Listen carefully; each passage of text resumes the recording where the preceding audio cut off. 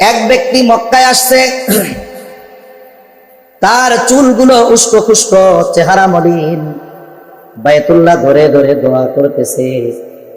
এই ব্যক্তির দোয়ার অবস্থা দেখে সাহাবায়ে কেরাম নিশ্চিত যে আল্লাহ তাআলা এই ব্যক্তির দোয়া ফিরায় দিবেন না। তবে এই ব্যক্তির বাস্তব অবস্থা আমার আপনার নবীজিকে আল্লাহ তাআলা জানায় দিয়েছেন। সাহাবায়ে কেরামের এই মন্তব্যের পরে নবীজি বলতেছেন, শুনো, ওই ব্যক্তির দোয়া আল্লাহ কেমনে কবুল করবে? যার দেহটা হারাম খাবার দিয়ে গঠিত আর যার গায়ে হারাম টাকার পোশাক, ওই ব্যক্তির দোয়া আল্লাহ কেমনে কবুল করবে? সাথে সাথে দোয়ার ক্ষেত্রে আমরা হারাম কোনো কিছু চাইব না। এই শর্তগুলো ঠিক রেখে আমরা যদি দোয়া করি, আল্লাহর কাছে চাই, আমাদের প্রত্যেকটা চাওয়া আর প্রত্যেকটা ডাকের সাড়া যিনি দিবেন তিনি কে? এখন এই দোয়া কবুল হবে কোনো সন্দেহ নাই। কোন ব্যক্তির দোয়া আল্লাহ বিফলে দিবেন না যদি এই শর্তগুলো ঠিক থাকে। তবে তার দোয়ার অবস্থা হয় কয়েকটা। আমি এই অল্প কয়েকটা কথা বলে আলোচনা শেষ করে দিব। এক নাম্বার, যখন বান্দা এই শর্তগুলো ঠিক রেখে একাগ্রতার সাথে আল্লাহ তাআলাকে ডাকে, বান্দা ওই মুহূর্তে যেটা চায় সাথে সাথে সেটা বান্দাকে আল্লাহ তাআলা দিয়ে দেয়। তাহলে দোয়ার প্রথম অবস্থা চাওয়া মাত্রই আল্লাহ তাআলা দিয়ে দেন। আপনার আমার জীবনে এই রকম অনেক ঘটনা ঘটেছে, কিন্তু আমি আপনি খেয়াল করি নাই বিষয়গুলো। যদি খেয়াল করতাম তাইলে অবনীত চিত্তে আল্লাহ তাআলার কৃতজ্ঞতা প্রকাশ করতাম। মনে করেন একজন ব্যক্তি, আপনাদের অঞ্চলগুলো একটু ঠান্ডা অঞ্চল, বেশি রাত হলে গাড়ি ঘোড়া চলে না, বেশি রাত হলে মানুষের চলাচল থাকে না। মনে করেন আরো ভিতরে যেখানে জনবসতি পাতলা, সন্ধ্যার একটু পরে গাড়ি চলাচল বন্ধ হয়ে যায়।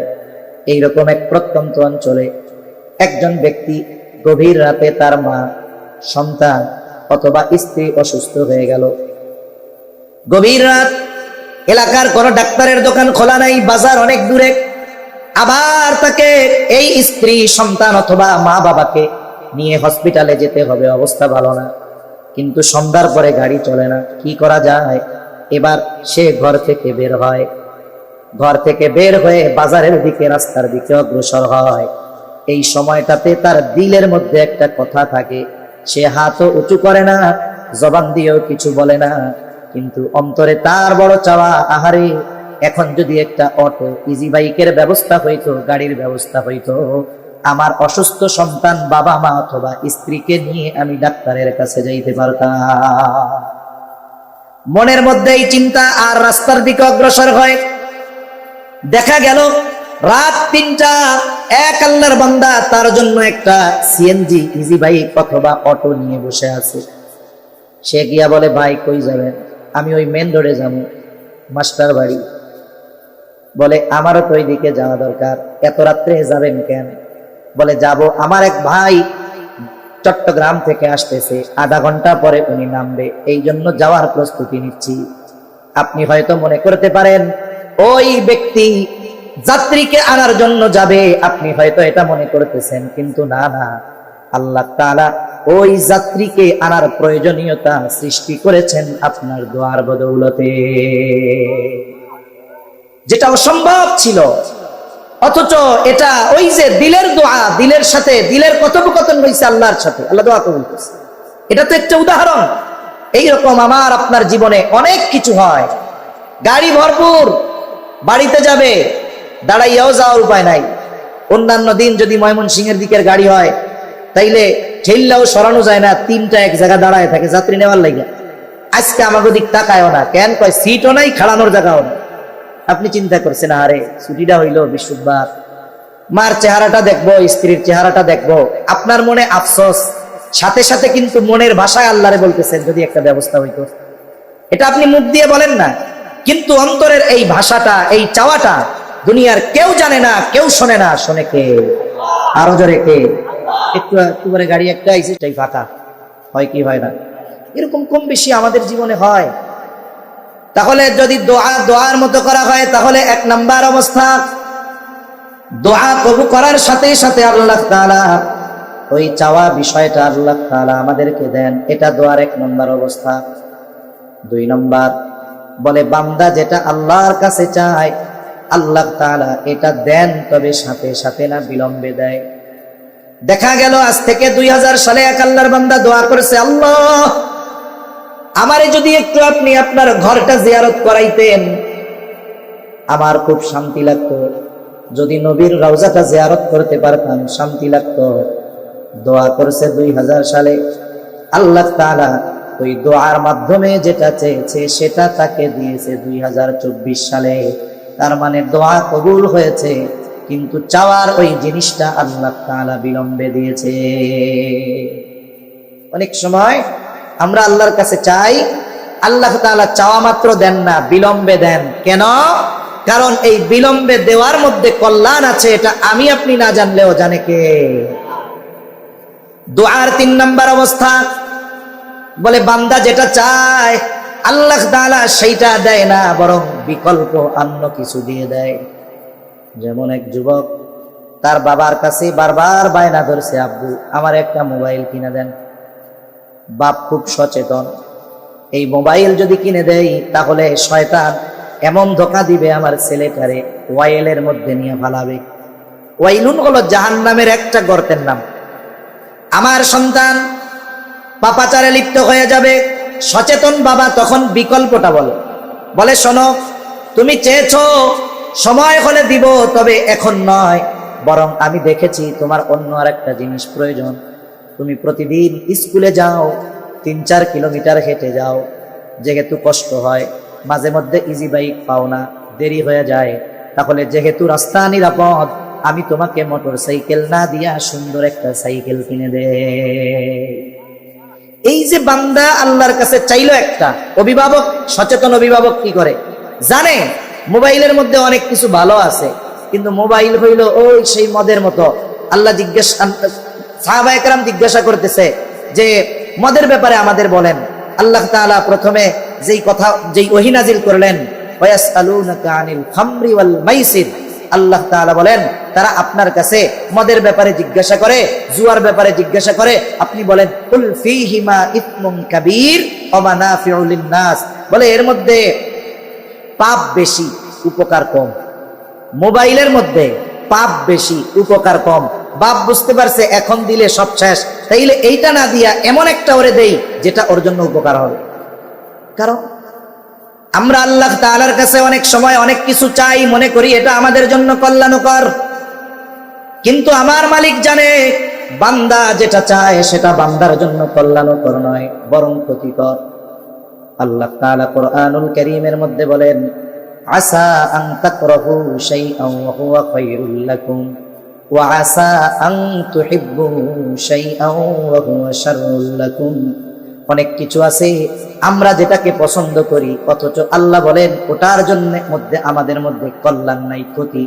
আবার অনেক কিছু আছে আমরা অপছন্দ করি, কিন্তু ওই অপছন্দের মধ্যে আমার আপনার জন্য কল্যাণ রেখে দিয়েছে কে? এজন্য বান্দা অনেক সময় আল্লাহর কাছে একটা চায়, কিন্তু বান্দারে আল্লাহ আর একটা দেয়, অথচ ওইটা চায় নাই। কেন দিছে? বলে আল্লাহ জানে আমার বান্দা যেটা চাইছে তার চাইতে যদি এইটা বান্দাকে দেই এটা বান্দার জন্য কল্যাণকর বেশি হবে। এটা হলো দোয়ার 3য় অবস্থা। দোয়ার সর্বশেষ অবস্থা, বান্দা আল্লাহ তাআলার কাছে দুনিয়ায় অনেক কিছু চায়, বান্দাকে আল্লাহ নগদে দেয় না, বিলম্বে দেয় না, বিকল্প দেয় না, বরং ওই দোয়ার প্রতিদানটা আল্লাহ তাআলা বান্দাকে আখিরাতে দেওয়ার জন্য রেখে দেয়। মুফাসসিরিনে কেরাম বলেন, কিয়ামতের দিন আমাদের হাতে আমাদের আমলনামা দেওয়া হবে। প্রত্যেকেই জানতে পারবে কি আমল করছে আর কতটুকু সওয়াব, কি গুনাহ করছে আর কত গুনাহ, সর্বশেষ তার ঠিকানাটা কি। আমলনামা দেখবে সারা জীবনের নামাজ এত সওয়াব, রোজা এত সওয়াব, দান এত সওয়াব, ভালো কাজ এত সওয়াব। একটা জায়গায় আমল আর এক পাশে লেখা সওয়াবের ভান্ডার। এক জায়গায় লেখা থাকবে দোয়া, পাশে থাকবে বিশাল এক সওয়াবের ভান্ডার। ও মনে করবে এই দোয়া এটা তো সামান্য এক ইবাদত, কিন্তু এত বিশাল সওয়াব কেন? আল্লাহ তাআলাকে জিজ্ঞাসা করবে, ও রব নামাজের বিনিময়ে সওয়াব বুঝলাম, রোজারটা বুঝলাম, হজেরটা বুঝলাম, যাকাতেরটা বুঝলাম, কিন্তু পাশে দোয়া, এর বিনিময়ে এত বড় নেকি প্রতিদান, এটা কোন কারণে? আল্লাহ তাআলা বলবে, বান্দা দুনিয়ায় তুমি আমার কাছে চাইতা, আমি আল্লাহ তোমারে দিতাম না। তুমি মনে করতা এত সুন্দর ভাবে দোয়া করো, তোমার রব মনে হয় তোমার দোয়া কবুল করে নাই। না বান্দা, যেগুলো চেয়েছো দুনিয়ায় এটা তোমার জন্য কল্যাণকর ছিল না, এই জন্য দুনিয়ায় দেই নাই। আজকের এই সওয়াবের পাহাড় তোমার ওই দিনের দোয়ার সেই প্রতিদান। এইবার উনি কি বলবে? বলবে, ও রব, তাইলে যেই সমস্ত দোয়ার প্রতিদান দুনিয়ায় দিয়ে দিয়েছিলেন, ওগুলাও যদি দুনিয়ায় না দিয়া আজকে দিতেন ভালো হইতো। তার মানে আমরা যদি দোয়ার আদব ঠিক রেখে আল্লাহর কাছে কিছু চাই, বান্দা হতাশ হওয়ার কোনো কিছু নাই। এর প্রতিদান আমাদের জন্য আল্লাহ রেখেছেন, হয়তো দুনিয়ায় না হয় আখিরাতে। এজন্য আল্লাহর কাছে চাওয়ার ক্ষেত্রে আমরা কার্পণ্যতা করব, যা দরকার সব চাইবো, শুধু যেগুলো চাওয়া আদবের খেলাফ এগুলো চাইবো না। আপনার যা দরকার সব চান, ফসল ভালো দরকার চান, টাকা হারায় গেছে কোন আল্লাহ পাওয়ার ব্যবস্থা করেন, চশমা খুঁজা পান না আল্লাহরে কোন আল্লাহ খুঁজা পাইতেছি না। যদি বান্দার সাথে আল্লাহর সাথে এইরকম কানেক্টিং হয়ে যায়, বলে এই বান্দা ডাক দিলেই সাড়া দেয় কে? জোরে বলেন কে? আল্লাহ। এজন্য আল্লাহ তাআলা বলেন, وقال ربكم ادعوني استجب لكم। আল্লাহ তাআলা বলেন, ও বান্দা, উদউনি, আমাকে ডাকো, আস্তাজিব লাকুম, আমি তোমাদের ডাকের সাড়া দিব, জবাব দিব। এখন যে আল্লাহ আমার আপনার ডাক শুনেন, আমার আপনার ডাকের জবাব দেন, বুঝবো কেমনে? এক বুজুর্গের কাছ থেকে আমরা উত্তরটা নেই। এই কথা এক বুজুর্গকে একজন জিজ্ঞাসা করেছে, বলে, হুজুর, আল্লাহ তো বলছে উদউনি আস্তাজিব লাকুম, তোমরা আমাকে ডাকো, আমার কাছে চাও, আমি তোমাদের ডাকের সাড়া দিব। এখন আল্লাহ যে ডাকের সাড়া দিলেন বুঝলো কেমনে? বুজুর্গ বলেন, শোনো, প্রথমবার ডাকার পর দ্বিতীয়বার যদি তুমি আল্লাহকে ডাক দিতে পারো, মনে রাখবা প্রথম ডাকটা আল্লাহর কাছে পছন্দ হয়েছে, কবুল হয়েছে, এই জন্য আল্লাহ দ্বিতীয়বার ডাক দেওয়ার সুযোগ তোমাকে দিয়েছে। যদি তোমার ডাক আল্লাহর ভালো না লাগতো, তাইলে দ্বিতীয়বার ডাক দেওয়ার আগে ক্লোজ করে দিত কণ্ঠস্বর। তাহলে আমরা আল্লাহ তাআলাকে ডাকবো, আল্লাহর কাছে চাইব। বলে দোয়া হলো এমন এক পাওয়ারফুল জিনিস, যার মাধ্যমে অসাধ্যকে সাধন করা যায়। আল্লাহ তাআলার কাছ থেকে অসম্ভব জিনিসকে সম্ভবে পরিণত করা যায়। অনেক ঘটনা আছে, বলতে গেলে লম্বা সময় যাবে, মূল কথাগুলোই আমরা মনে রাখি। কিন্তু আফসোস, আমাদের সমাজে আমরা অনেক মানুষ আছি, আল্লাহর কাছে চাওয়া এটা যে ইবাদত, এই ইবাদতের ক্ষেত্রে আমাদের মধ্যে অহংকার পরিলক্ষিত হয়। অনেকে আল্লাহর কাছে বিনয়ের সাথে চাইবে। আরে ভাই, চাওয়ার জন্য হাত উঁচা করা লাগে না, তবে বিনয় হলো কি? একেবারে একনিষ্ঠতা আর সর্বোচ্চ বিনয় প্রদর্শন করে দুহাত পেতে আল্লাহর কাছে চাওয়া।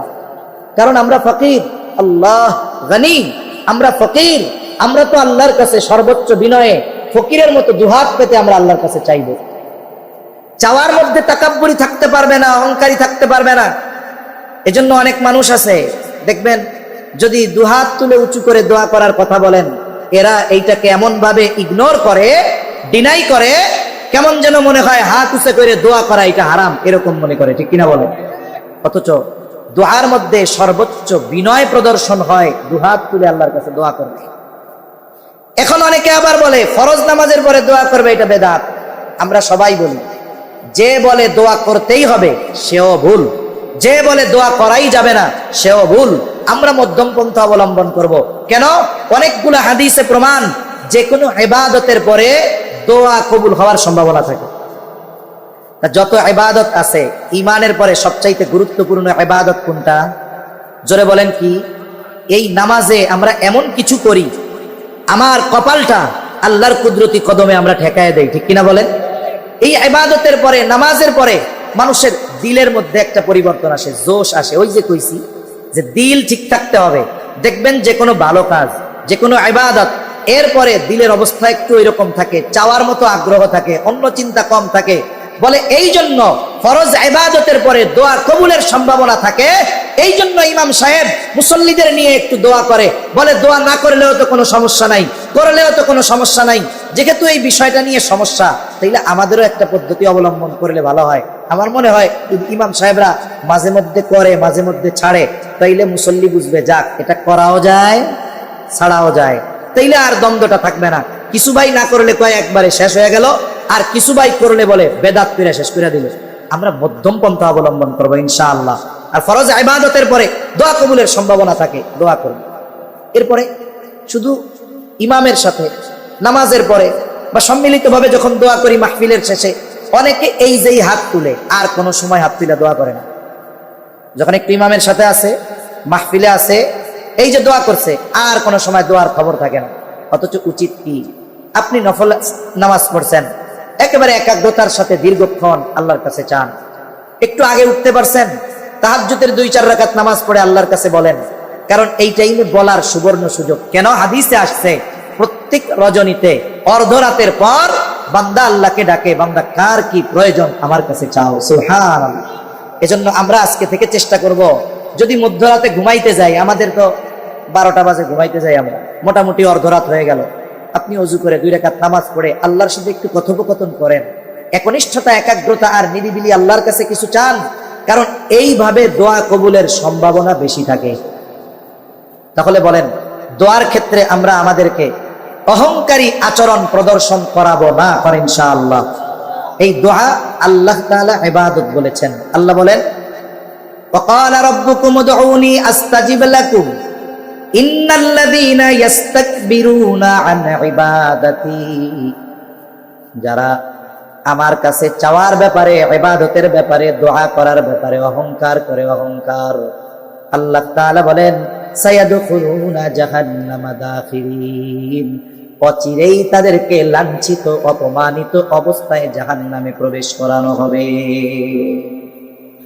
আর নবীজিও বলেন, আদ-দুআউ হুয়াল ইবাদাহ, দুআই ইবাদত, দুআই ইবাদত। আরেক হাদিসে নবীজি বলেন, আদ-দুআউ মুখুল ইবাদাহ, দোয়া হলো ইবাদতের মগজ। এই যে আমরা নামাজ পড়ি, এটাও দোয়া। আর নামাজের মধ্যে প্রত্যেক রাকাতে সূরা ফাতিহা পড়তে হয়। ইমামের পেছনে যখন পড়ি, আমাদের দায়িত্ব ইমামের, ইমাম পড়েন। একা যখন পড়ি, আমি নিজে পড়ি সূরা ফাতিহা।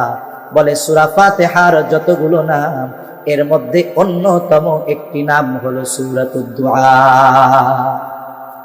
এই নামাজের মধ্যে আমরা আল্লাহর কাছে দোয়া করি। এখন যদি কেউ চিন্তা করে না আমরা এই দোয়া আর আল্লাহর কাছে করবো না, নামাজ হবে? তাহলে এটা তো ইবাদতের মূলই বলা চলে। আর এই জায়গায় কি দোয়া করতে হবে নামাজের মধ্যে, এটা আল্লাহ শিখাই দিছে। কে শিখাইছে? আল্লাহ শিখাইছে। যে কোনো মানুষের কাছে কিছু চাওয়ার আগে একটু তারে পাম্পট্টি মারতে হয়। দেখেন না, অনেক জায়গায় অনেক নেতারা আসে, আশা থাকে যে একটা বড় বাজেট পাই কিনা, এইবার ধুমসে পাম মাইরা ভুলায়, এরপরে কি করে, এরপরে দেয়। দুনিয়ার নেতারে যে পাম্প মারা হয়, এটা হলো আর্টিফিশিয়াল, নকল পাম্প।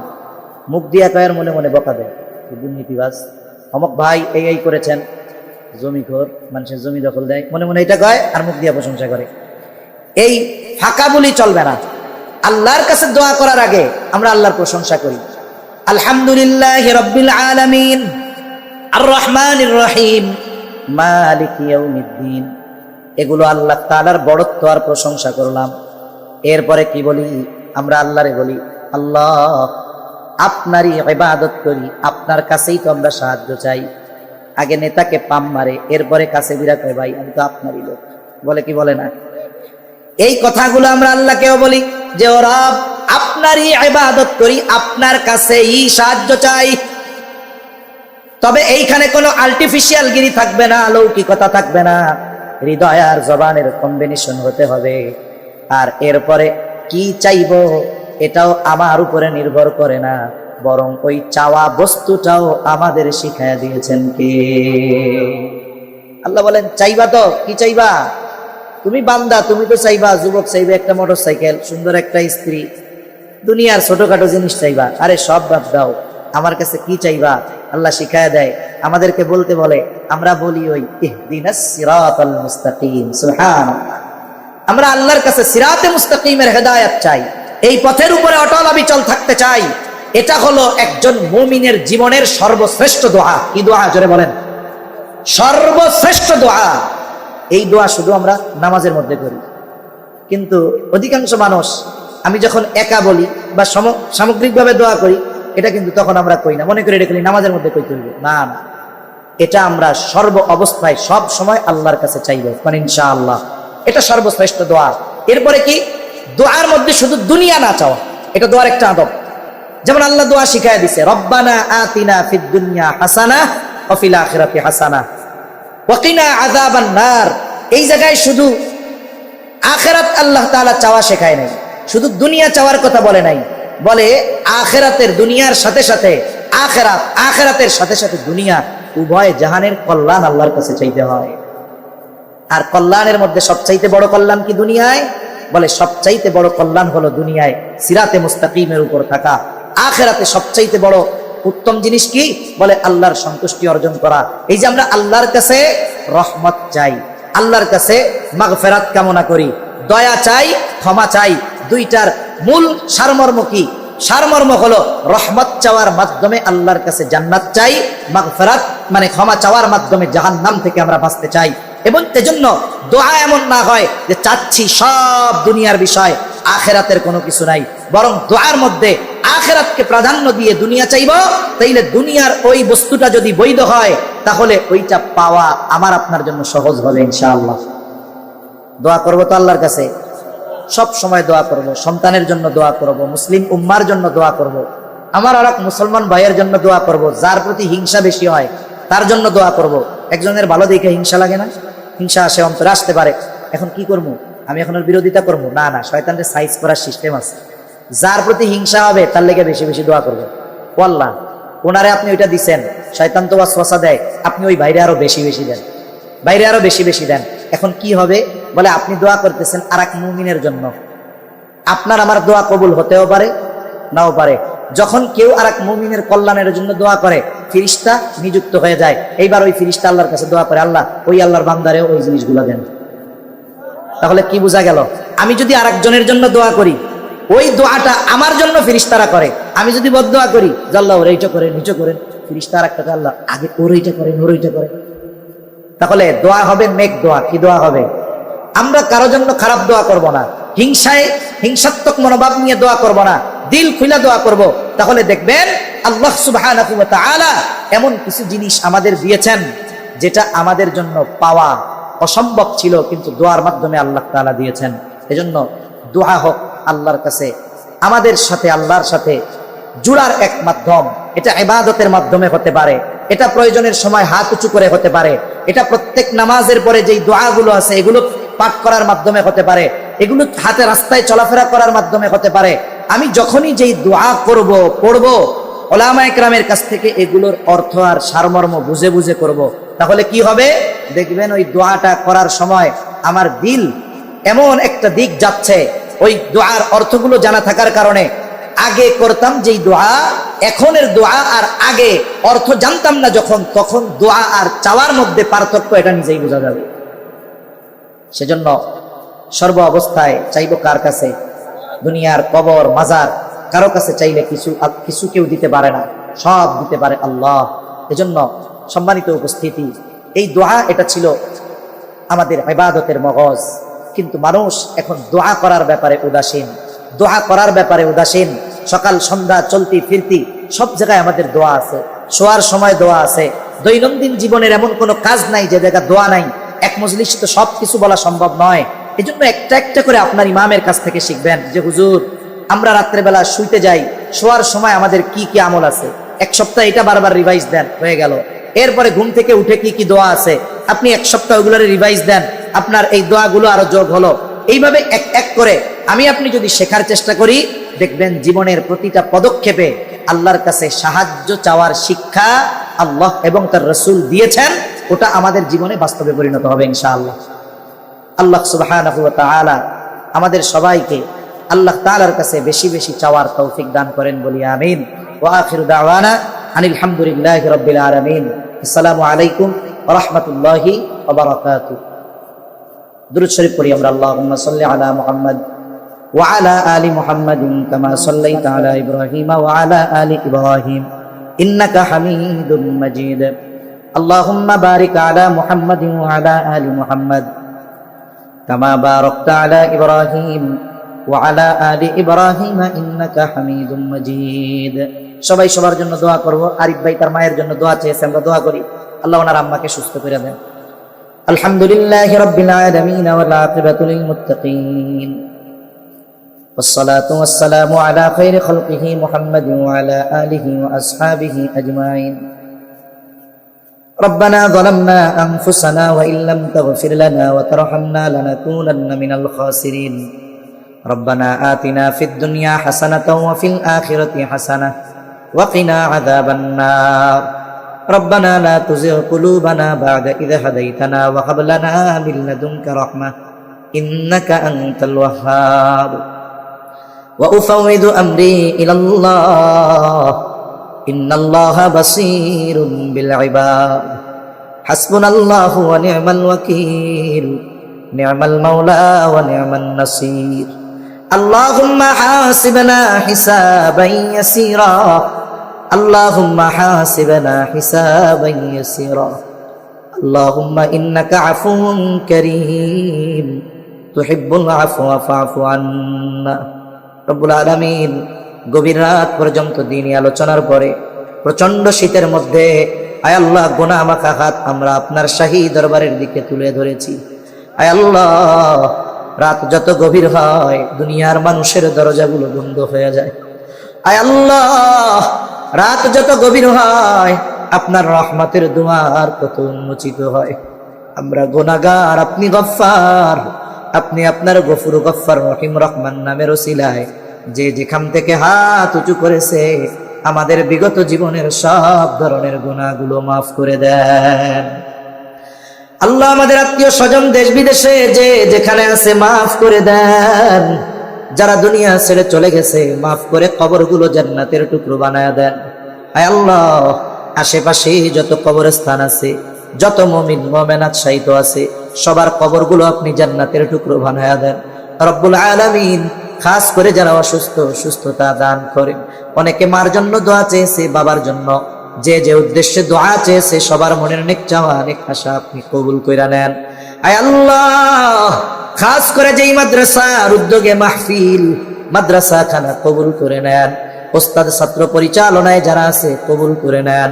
খাস করে যারা মাদ্রাসার মোহাব্বতে অর্থ দিয়ে, শ্রম দিয়ে, পরামর্শ দিয়ে, ছাত্র দিয়ে বিভিন্নভাবে মাদ্রাসার জন্য সহযোগিতা করে আল্লাহ সবার সকল প্রকার সাহায্য সহযোগিতা আপনি কবুল আর মঞ্জুর করে নেন। আয় আল্লাহ মাদ্রাসার যত প্রয়োজনীয়তা আছে গায়বী খাজানা থেকে মিটায়া দেন। এই মাদ্রাসা সহ তামাম দুনিয়ার সকল মাদ্রাসাগুলো সকল ষড়যন্ত্র চক্রান্ত থেকে আপনি হেফাজত করেন রব্বুল আলামিন। খাস করে মালিক এলাকার প্রত্যেকটা মানুষের অন্তরে মাদ্রাসার মোহাব্বত ঢুকায়া দেন। আয় আল্লাহ তামাম দুনিয়ার মুসলমানদের জানমাল আপনি হেফাজত করেন। আয় আল্লাহ ফিলিস্তিনের অবরুদ্ধ গাজার মুসলমানদের হেফাজত করেন। বিভিন্ন ইস্যুতে আমরা আমাদের গাজার মুসলমান ভাইদেরকে ভুলে যাচ্ছি।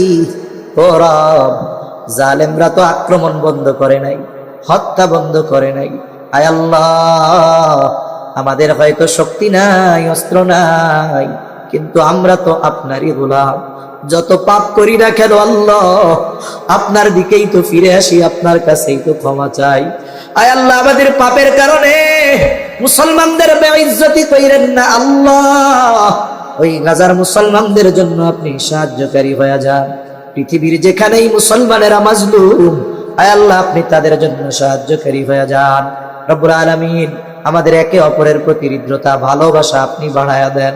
লোভ হিংসা অহংকার মুক্ত হৃদয় আল্লাহ দান করেন রব্বুল আলামিন। অভাবীর অভাব দূর করে দেন, ঋণগ্রস্তের ঋণ পরিশোধের তৌফিক দেন, হারাম হালাল বেঁচে চলার তৌফিক দেন আল্লাহ রব্বুল আলামিন। বেকার যারা আছে হালাল কর্মসংস্থানের ব্যবস্থা করে দেন। আল্লাহ সকলকে শারীরিক সুস্থতা, মানসিক প্রশান্তি, অর্থনৈতিক সচ্ছলতা দান করেন। আল্লাহ প্রত্যেকটা পরিবারের দিনের আবহাওয়া জারি করে দেন রব্বুল আলামিন। খাস করে আমরা যারা হাত উঁচু করেছি আল্লাহ আমাদের মধ্যে হয়তো অনেকের মা নাই, অনেকের বাবা নাই। আয় আল্লাহ মা বাবা কত বড় নেয়ামত, যার নাই সে বোঝে মা বাবা কত বড় নেয়ামত। আয় আল্লাহ দুনিয়ার অপর প্রান্তে আমেরিকার খবর মুহূর্তের ভিতরে পাওয়া যায়, দেখা যায়। 3 হাত মাটির নিচে ওই মুহাম্মতের মা বাবার কবরের খবর জানা যায় না, দেখা যায় না। আয় আল্লাহ, গুনার কারণে যদি কারো মা বাবার কবরে আযাব হয়, এখানে উলামায়ে কেরাম আছেন, তালিবুল ইলম আছে, আপনার দাড়ি পাকা বান্দা আছে, যুবক আবেদ আছে, মুসাফির আছে, যাকে পছন্দ, যার আমল পছন্দ, তার আমলের ওসিলায় ওই মা বাবার কবরের আযাব আল্লাহ আপনি মাফ করে দেন। কবরগুলো জান্নাতের টুকরো বানায় দেন। কিয়ামতের দিন হিসাব সহজের ব্যবস্থা করে দিয়েন। যাদের মা বাবা বেঁচে আছে, সুস্থ দীর্ঘনেক হায়াত আল্লাহ আপনি দান করেন। আয় আল্লাহ, যাদের সন্তান অবাধ্য আছে, সন্তানগুলারে বাধ্য করে দেন। আয় আল্লাহ, খাস করে মালিক মা বোনদের কবুল করে নেন, পর্দানিশীন বানায়া দেন। আয় আল্লাহ, 5 ওয়াক্ত নামাজ যথাযথভাবে আদায় করার তৌফিক দেন। রব্বুল আলামিন আমাদের সকলকে সকল পাপাচার, অনাচার, অশ্লীলতা থেকে বেঁচে থাকার তৌফিক ও হিম্মত দেন। রব্বুল আলামিন বেনামাজিদের নামাজি বানায়া দেন, সুন্নাতবিহীন মানুষগুলোকে সুন্নাতওয়ালা বানায়া দেন। আয় আল্লাহ, দ্বীনের উপরে চলা আপনি সহজ করে দেন। আয় আল্লাহ, আমাদের নসল, আমাদের আগামী প্রজন্মকে দ্বীনের উপরে অটল অবিচল থাকার রাখার জিম্মাদারি আল্লাহ আপনি নিয়ে নেন। রব্বুল আলামিন আমাদের সকলকে বারবার মক্কা মদিনা জিয়ারতের তৌফিক দেন। আমাদের দেশের উপরে খাস রহমত নাজিল করেন, আসমানি জমিনি সকল বালা মুসিবত থেকে হেফাজত করেন আল্লাহ। আয় আল্লাহ, যারা দেশ নিয়ে, ইসলাম নিয়ে ষড়যন্ত্র চক্রান্তে লিপ্ত, আয় আল্লাহ, সকল ষড়যন্ত্র চক্রান্ত ধ্বংস করে দেন। ইসলামের ব্যাপারে, দ্বীনের ব্যাপারে, দেশের ব্যাপারে দলমত নির্বিশেষে ঐক্যবদ্ধ থাকার তৌফিক আল্লাহ আপনি দান করেন। রব্বুল আলামিন এই দুনিয়া ছেড়ে একদিন আমাদের সবার চলে যেতেই হবে। এ পৃথিবী যেমন আছে তেমনি পড়ে রবে, সুন্দর এই পৃথিবী ছেড়ে একদিন চলে যেতে হবে। আয় আল্লাহ, কখন পরকালের ডাক চলে আসে বলা যায় না। রব্বুল আলামিন মালাকুল মউত যখন মৃত্যুর পরওয়ানা নিয়ে হাজির হবে, আপনি আপনার প্রতিটি বান্দার জবানে তাওহীদের কালিমা নসিব করে দিয়ে। আল্লাহুম্মা ইন্না নাউযু বিকা মিনাল হাম্মি ওয়াল হাযান ওয়াল আজজি ওয়াল কাসাল ওয়াল জুবনি ওয়াল বুখল ওয়া যালা'id দাইন ওয়া গলাবাতির রিজাল। রাব্বি ইজআলনি মুকিমাস সালাতি ওয়া মিন যুররিয়্যতি রব্বানা ওয়া তাকাব্বাল দুআ। রব্বানা ইগফিরলি ওয়া লিওয়ালিদাইয়া ওয়া লিল মুমিনিনা ইয়াওমা ইয়াকুমুল হিসাব। রব্বানা হাব লানা মিন আজওয়াজিনা ওয়া যুররিয়্যাতিনা কুররাতা আ'য়ুন ওয়াজআলনা লিল মুত্তাকিনা ইমামা। রব্বিরহামহুমা কামা রব্বায়ানি সগীরা। রব্বিরহামহুমা কামা রব্বায়ানি সগীরা। ওয়া সাল্লাল্লাহু তাআলা আলা খায়রি খালকিহি মুহাম্মাদিন ওয়া আলা আলিহি ওয়া আসহাবিহি আজমাইন। আমিন বিরহমাতিকা ইয়া আরহামার রাহিমিন। সুবহানাল্লাহি ওয়া বিহামদিহি। অল্প কয়েকটা কথা দোয়া নিয়ে।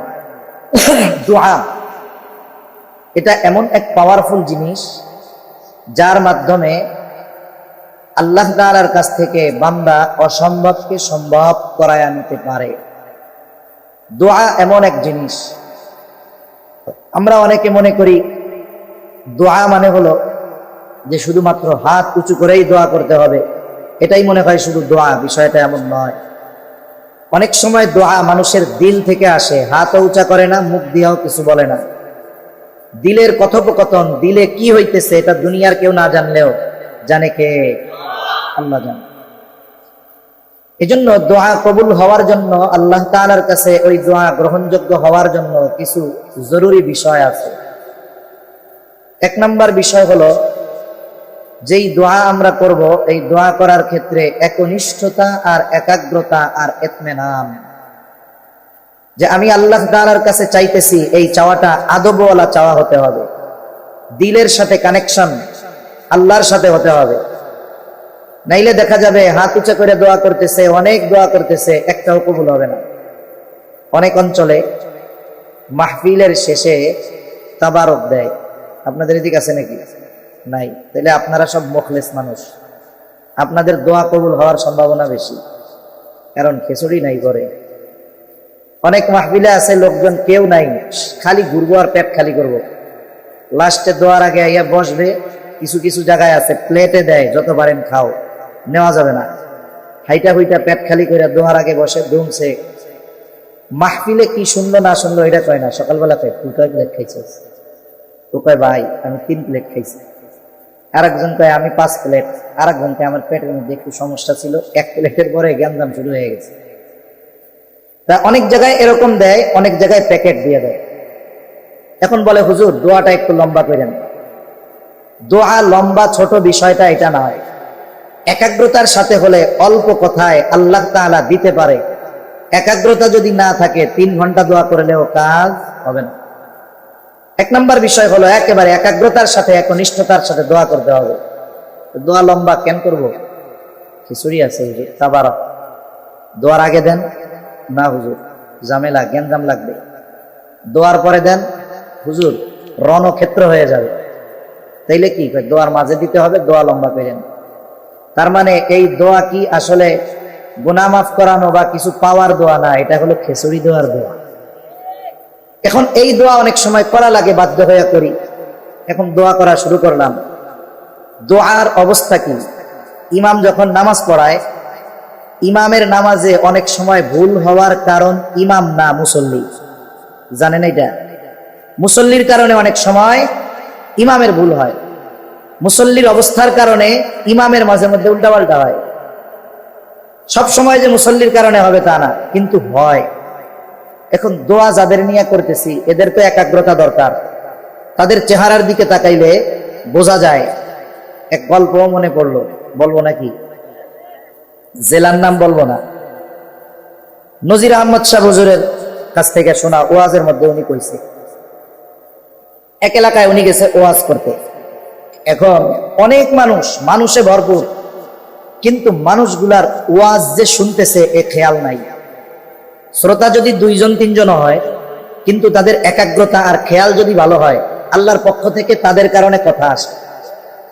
শ্রোতা হাজার হাজার, কিন্তু উল্টাপাল্টা কথা বলে মজা লাগবে, কথা আসবে না, বেঁধে যাবে। তো হুজুর বয়ান করতেছে, কয় আমি বয়ান করতেই পারি না, লোকজন খালি এদিকে তাকায় ওদিকে তাকায়, লোক তো মাঠ ভরা। তো উনি বলতেছে কি ব্যাপার, এই অবস্থা কেন? পাশে একজন আছে কমিটি, হুজুর বয়ানের পরে খিচুড়ি আছে, গত বছর কয়েক ডেক খিচুড়ি চুরি হয়েছে, সবাই ভাগে পায় নাই, তাই ডানে বামে দেখতেছে যে কেউ খিচুড়ির ডেক নিয়ে চলে গেল না। উনি বলতেছে কি মুসিবত, কি করবো, এগুলার একটু থামানো যাবে না এটা? উনি বললো যে এক কাম করেন, কয় ডেক? 6 ডেক। এই পাশে 3টা দেন, ওই পাশে 3টা দেন। যা হোক তা হোক, আমারে না দেখুক, কিন্তু ওই ড্যাগের দিকে তাকাইলে আমি বুঝবো যে আমারে দেখতেছে। যারা কৃষি কাজ করে দেখবেন ওই পাখিতে যেন ধান না খেয়ে ফেলে, এই জন্য কাকতাড়ুয়া লাগায়। একটা বাঁশ, 2টা বাঁশ নেয় এরকম, ছেঁড়া গেঞ্জি একটা পরায়, পাতিল একটা মাথার উপরে দিয়া 2টা চোখ বানায় দেয়। এখন বলেন তো এটার কি নড়াচড়ার শক্তি আছে? কিছু বলার শক্তি আছে? কিন্তু কাক বা পাখি যেই দেখে ও রে, ওই যে আল্লাহর বান্দা বইয়া রয়েছে, যাওয়া যাবে না। তা ওই যে ও মনে করে যে আমারে তো দেখতেছে। ড্যাগ যখন সামনে আছে, তাইলে ওনারা তো সামনের দিক তাকাইবে, ডানের বামে তো আর তাকাবে না। তা আমিও মনে মনে ভাববো যে এরা আমারে দেখতেছে, আমি সুন্দর মতো ওয়াজ করতে পারবো, নাইলে ওয়াজ করা সম্ভব না। তা অবস্থাটা কি দেখেন, দোয়া শুরু হয়েছে, আমার অভিজ্ঞতাই বলতেছি। এখন মানুষের দোয়ার দিকে খেয়াল নাই। দোয়া হয়তো সে একাগ্রতার সাথে নিচের দিকে তাকায় থাকবে, চোখে পানি না আসুক, কমপক্ষে তার অবস্থা দেখে বোঝা যাবে যে লোকটা ধীর স্থিরতার সাথে আছে। কিন্তু অবস্থা কি, এই পাশ দিয়ে খিচুড়ি দেওয়া শুরু হয়েছে। এখন ওই পাশের লোক দোয়া করে আর তাকায়, ও আল্লাহ শেষ হয়ে গেল কম তো। এরপরে আর এক গ্রুপ আছে, আধুনিক ডিজিটাল সিস্টেম, ওই অনটাই মিশের মধ্যে দেয়, ইলাস্টিকের রাবার লাগায়। পোলাপাইন কতটি আছে, দোয়ার মধ্যে টাস টাস বোমাবাদি শুরু করে দিল। গোটা দোয়াটা হইল একটা মজাক আর তামাশার নাম হয়ে। বলেন তো এই ধরনের দোয়া, এটা কি দোয়ার আদব? এ দোয়া কি কবুল হবে? এ দোয়া তো কবুল হওয়ার সম্ভাবনা নাই, প্যান্ডেলের উপরেই যাবে না। তাহলে দোয়ার ক্ষেত্রে একাগ্রতা, ইতমিনান দরকার, একনিষ্ঠতার সাথে। 2 নাম্বার, এই বিশ্বাস থাকতে হবে যে আমার দোয়া আল্লাহ কবুল করবেন। কারণ আমরা পৃথিবীর যত কিছু চাইতে পারি সবকিছু দেওয়ার ক্ষমতা আল্লাহর আছে না নাই? তবে আর এক কথা আছে, আল্লাহর সবকিছু দেওয়ার ক্ষমতা আছে, কিন্তু কিছু জিনিস আল্লাহর দেওয়ার ক্ষমতা থাকার পরেও আল্লাহ দিবে না।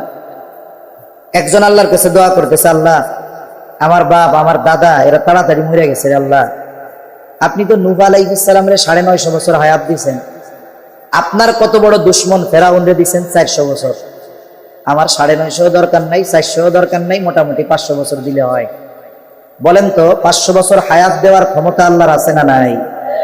কিন্তু আল্লাহর নবী বলছে এই উম্মতের গড় আয়ু 60 থেকে 70, দুই একটা একটু বেশি হতে পারে। তাহলে আল্লাহর 500 বছর হায়াত দেওয়ার ক্ষমতা আছে, কিন্তু আল্লাহ দিবেন না কেন? গড় হায়াত 60 থেকে 70, এটা সেজন্য আল্লাহর কাছে চাওয়াও যাবেন। আমরা কি হায়াত চাবো? নেক হায়াত দেন। আল্লাহ যদি চায় কোনো মানুষের দ্বারা 6 মাসে 600 বছরের কাজ করাতে পারে। আমরা উলামা ইকরামের অবদানের কথা যদি ধরি, একের পর এক অনেক বলা যাবে। দুনিয়াবি লেভেলের কারো কথা বলি, এই কয়েকদিন আগে দুনিয়া থেকে মারা গেছে শরীফ ওসমান হাদি, ঠিক না? দল মত নির্বিশেষে, কারণ সে কোনো দলের কর্মী নয়, সে দেশের পক্ষে বলেছে, দুর্নীতির বিরুদ্ধে বলেছে, ইসলামের পক্ষে বলছে, ঠিক কিনা বলেন? এদেশের যে দল করুক না কেন অবশ্যই তাকে ভালোবাসে। স্বাভাবিক মানুষের প্রতি সামান্য একটু বিরোধিতা, একটু মত পার্থক্য মতানৈক্য থাকতে পারে, কিন্তু তাকে সবাই ভালোবাসে। এই যে তারেক রহমান সাহেব আসবেন, ওনার কর্মসূচির মধ্যে একটা কর্মসূচি, উনি গিয়ে শরীফ ওসমান হাদির কবর জিয়ারত করবেন। এই ছেলেটা, আমরা কিন্তু 1 বছর আগেও তাকে আমরা চিনতাম না। বলেন চিনতাম? বিশেষ করে চিনলাম কখন? কয়েক মাস আগে যখন সে নির্বাচন করার ইচ্ছা পোষণ করলো, নিজের নির্বাচনী প্রচারণা শুরু করলো। এখন আমরা তার কথাগুলো শুনতে শুরু করলাম, কি দেখলাম? যে তার কথা তো আমার হৃদয়ের কথা, তার কথা তো আমাদের হৃদয়ের কথা। এই যে দেখুন, কিছু কথা কিছু বলা তাকে এমন এক অবস্থানে নিয়ে গেছে, অনেক মানুষ 60 বছর এই ময়দানে থেকে, রাজনীতির ময়দানে থেকে ওই পরিমাণ জনপ্রিয়তা, দোয়া, মানুষের চোখের পানি লাভ করতে পারে নাই এই 6 মাসে এই ছেলেটা যে পরিমাণ পেয়েছে, ঠিক কিনা বলে? সবাই তার জন্য দোয়া করছে, সবাই তার জন্য। যারা জালেম তারা তো করে নাই, তাদের কথা ভাব। তাহলে চিন্তা করে দেখুন যে আল্লাহর কাছে হায়াত চাবো, বরকতময় হায়াত। 500 বছর হায়াত পাইলাম, কাজ হইল না, দরকার নাই। আপনি 5 বছরের হায়াত, 10 বছরের হায়াত, আল্লাহ যেন এমন কাজ করায় যে এই 5 বছর আমার 500 বছরের কাজ হয়। বুজুর্গানে দিনের অনেক আছে, আমি বলতে চাই না, ওইদিকে গেলে লম্বা হবে। নেক হায়াত আল্লাহর কাছে চাওয়া। 500 বছর হায়াত চাইলে পাওয়া যাবে না, দেওয়ার ক্ষমতা আল্লাহর আছে, কিন্তু এমন দোয়া করা এটা আদবের পরিপন্থী। যদি কেউ দোয়া করে যে আল্লাহ আমারে আপনি গোটা পৃথিবীর বাদশাহী দেন, দেওয়ার ক্ষমতা আল্লাহর আছে, কিন্তু আল্লাহ দিবেন না কেন? সুলাইমান আলাইহিস সালাম আল্লাহর কাছে দোয়া করছে, রব্বি হাবলি মুলকান লা ইয়ামবাগি লি আহাদিন মিন বাদি, আমাকে এমন এক রাজত্ব দেন, আমার পরে এরকম রাজত্ব আর কাউরে দিবেন না। দেওয়ার ক্ষমতা আল্লাহর আছে, তবে সুলাইমান আলাইহিস সালামের দোয়া, এই জন্য আল্লাহ তাআলা এটা দিবেন না। এই ধরনের কিছু চাওয়া এটা দোয়ার আদবের খেলাফ। এরপরে এমন কিছু না চাওয়া যেটার সাথে পাপ সম্পৃক্ত আছে। এখন যুবক একজন আল্লাহর কাছে দোয়া করতেছে, আল্লাহ অমুককে আমি চাই, আপনি দেন। এটা তুমি হারাম জিনিস চাইতেছ, তুমি হারাম এইটা চাবা কেন? তুমি আল্লাহর কাছে বলবা আমার একজন নেককার বিবি দেন, ঠিক কিনা? তাহলে হারাম কোনো কিছু আল্লাহর কাছে চাওয়া যাবে না। মনিটরের অবস্থা একটু বাড়ানো। হারাম কোনো কিছু আল্লাহর কাছে চাওয়া যাবে না, এমন কোনো কিছু চাওয়া যাবে না যেটা আল্লাহ দিবেন না। এরপরে দোয়ার আর একটা আদব দোয়া কবুলের, বলে দোয়া কবুলের জন্য তাড়াহুড়ো করা যাবে না, প্রেসার দেওয়া যাবে। যেমন আমরা একজনের কাছ থেকে আর একটা জিনিস চাওয়ার ক্ষেত্রে কি করি, এই মিয়া দেন তো, এখনই দেন। আল্লাহ তাআলাকে দোয়ার ব্যাপারে এমনটা বলা যাবে না। দোয়ার ক্ষেত্রে সবর থাকতে হবে, আর এই বিশ্বাস থাকতে হবে যে আমি যেটা চাচ্ছি, চাওয়া যদি ঠিক হয়, ইতমিনান যদি থাকে, অবশ্যই অবশ্যই আমার আপনার দোয়া কবুল করবেন কে? আল্লাহ তাআলা এমন এক মহান সত্তা, যার কাছে না চাইলে তিনি রাগ হন।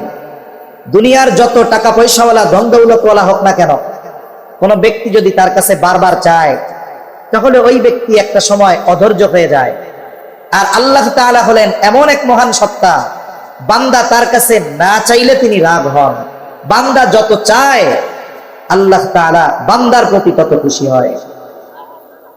আল্লাহ তাআলার কাছে দোয়া চাওয়ার ক্ষেত্রে, দোয়া করার ক্ষেত্রে আরেকটা বিষয় হলো, যেগুলো বৈধ জিনিস যত ছোট হোক এটা আল্লাহর কাছে চাইব, যত বড় হোক আল্লাহর কাছে চাইব। দোয়া এটা শুধু দুনিয়াবি বা জাগতিক বিষয়ে সম্পৃক্ত এটা নয়, বরং দুনিয়া আখিরাত উভয় বিষয়ের কামনা আল্লাহর কাছে করতে হবে। সাহাবা ইকরামকে যখন আল্লাহ রাসূল শিখিয়েছেন তোমরা আল্লাহর কাছে চাইবা, এনাদের চাওয়ার অবস্থা কেমন হয়েছে? হাতের লাঠি পড়ে গেছে, উঠাবে স্বাভাবিক, এই সময় দোয়া করে আল্লাহ আমারে লাঠি উঠানোর তৌফিক দান করেন। তার মানে কি? আল্লাহর সাথে এনাদের কানেকশন কত বেশি হয়েছে। একটা উদাহরণ দিলে বুঝতে সহজ হবে। এই দুনিয়াতে আল্লাহ তাআলার চাইতে আমাদেরকে কেউ বেশি ভালোবাসে না, এটা বাস্তব কথা। এখন একজন ছোট বাচ্চা বুঝে না, সে একজনের কাছে চকলেট চাইছে, একটু বিস্কিট কিনে দিতে বলছে। সচেতন অভিভাবক যিনি, উনি এটা পছন্দ করেন না যে ওনার সন্তান ওনার উপস্থিতিতে অন্য কারো কাছে কিছু চাইবে। এটা কি বাবা হিসাবে কেউ পছন্দ করবেন? কোনো বাবা পছন্দ করবে না, কোনো ভাইও পছন্দ করবে না যে আমার ছোট ভাই আরেকজনের কাছে কিছু চাক। বাবা এবার ছেলেটাকে বুঝাইলেন যে আব্বু, আমি তোমাকে সবচেয়ে বেশি ভালোবাসি, তোমার যদি কিছু মন চায় তুমি আমার কাছে চাইবা, আমি ছাড়া আর কারো কাছে কিছু চাইবা না, কারণ আমি না তোমার আব্বু, আমি তোমার অনেক ভালোবাসি। ছোট বাচ্চা বুঝতে পারলো যে আমার আব্বুর কাছে সব চাইতে হবে। এবার আব্বুর হাত ধরে দোকানে গেছে। দোকানে যাওয়ার পরে বাচ্চারা দামি কোনটা এটা খুঁজে না, চকচক করে দেখতে কোনটা এটা খুঁজে। এখন ও চকচক করে যেই জিনিস সেটা হলো 1 টাকার চকলেট। আমাদের সময় 4 আনায় চকলেট পাওয়া যাইতো, রঙিন পলিথিনে মুড়ানো থাকতো, এটা খুব প্রিয় ছিল আমাদের। ছোট বাচ্চা চকচক করতেছে, 1 টাকা দাম চকলেটের। বাজারের বা দোকানের সবচাইতে কম দামি জিনিস ওই 1 টাকার চকলেট। আব্বুর কাছে বড় আবেগ দরদ নিয়ে, আব্বু আব্বু কি হয়েছে? বাপ ভাবছে কি চায় তার আল্লাহ জানে। আব্বু আমার এই চকলেটটা কিনে দাও, দাম কয় টাকা বলেন তো? এই ছেলেটা যে আব্বুর কাছে চকলেট চাইছে, ওর কি লজ্জা লাগছে চাইতে? লজ্জা লাগে নাই, আরো বড় দরদ আবেগ দাবি নিয়ে চাইছে, অথচ চকলেট দাম 1 টাকা। দোকান থেকে কিনে বাবার সাথে বাড়ি যাচ্ছে, হঠাৎ করে মাথার উপর দিয়ে একটা হেলিকপ্টার যাইতেছে। হেলিকপ্টার একটু নিচ দিয়া যায়, বিমান তো অনেক উপর দিয়া যায়। এখন হেলিকপ্টারটা দেখে বলে আব্বু এটা কি? হেলিকপ্টার এটা দিয়ে কি করে? এক জায়গা থেকে আরেক জায়গা যাওয়া যায়, উড়া যায়। উলা পাইন ও তো জানে না ওর বাপের মাসে ইনকাম হলো 15,000, হেলিকপ্টারের ট্যাক্স ভ্যাট সহ সবচাইতে কম দাম যেটা সেটাও কয়েক কোটি টাকা হবে। এখন ও বলতেছে আব্বু আমার এই হেলিকপ্টার কিনা দাও। মানে আব্বা কয় এটা কেমনে কিনে দেবো, অনেক টাকা দাম। এইবার বাপের হাত থেকে সুইটা মাটির মধ্যে গড়াগড়ি শুরু করছে, আব্বা হেলিকপ্টার না কিনা দিলে আজকে আমি বাড়ি যাবো না। একটু চিন্তা করেন, হেলিকপ্টার চাইতে আব্বার কাছে লজ্জা পাইছে। জোরে বলেন না, লজ্জা পাইছে সে। অথচ দেখুন আল্লাহ তাআলার কাছে আমরা অনেক সময় চিন্তা করি আল্লাহর কাছে চাইতে হয় শুধু বড় বড় জিনিস, দুনিয়াবি জিনিস, টাকা পয়সা, ধন দৌলত, এগুলোই মনে হয় চাইতে হয়। কিন্তু না, বান্দার সাথে আল্লাহর সম্পর্ক তো এইরকম। ভালোবাসা তো ওই সন্তানের বাবার সাথে যত বেশি, তার চাইতে অগণিত গুণ আল্লাহর আমাদের প্রতি ভালোবাসা বেশি। এজন্য ক্ষুদ্র থেকে ক্ষুদ্রতীত, বৃহৎ থেকে বৃহত্তর যেই জিনিসগুলো চাওয়া বৈধ, এগুলো আমরা একনিষ্ঠতা আর একাগ্রতার সাথে চাইব কার কাছে? আল্লাহর কাছে। সাথে সাথে দোয়া কবুলের অন্যতম আরেকটি শর্ত হলো দোয়ার আগে দুরূদ শরীফ পাঠ করা। যেই দোয়ার আগে দুরূদ নাই ওটা ঝুলা থাকবে, আল্লাহ পর্যন্ত পৌঁছাবে না। এইরকম বেশ কয়েকটা শর্তের কথা বললাম, এগুলো যদি ঠিক থাকে। আরেকটা হলো খাবার হারাম হতে পারবে না, গায়ের পোশাক হারাম টাকার হতে পারবে না। তার মানে যারা সুদ খায়, ঘুষ খায়, অন্যেরটা মেরে খায়, হারাম উপার্জন করে, এদের দোয়া আল্লাহ কবুল করবেন।